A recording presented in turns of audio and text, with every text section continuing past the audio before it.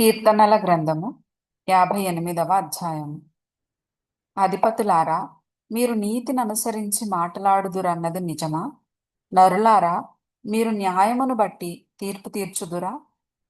లేదే, మీరు హృదయపూర్వకముగా చెడుతనము జరిగించుచున్నారు.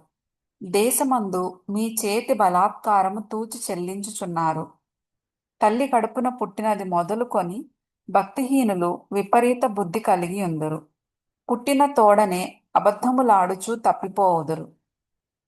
వారి విషము నాగుపాము విషము వంటిది. మాంత్రికులు ఎంత నేర్పుగా మంత్రించినను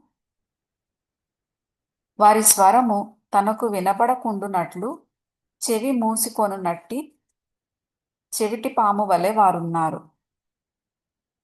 దేవా, వారి నోటి పండ్లను విరగగొట్టుము. యెహోవా, కొదమసింహముల కోరలను ఓడగొట్టుము. పారు నీళ్ల వలె వారు గతించిపోవుదురు.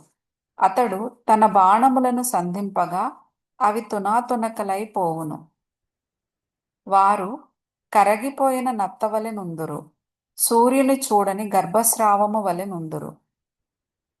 మీ కుండలకు ముండ్ల కంపల సెగ తగలక మునుపే అది పచ్చిదైనను ఉడికినదైనను ఆయన దాని నెగరగొట్టుచున్నాడు.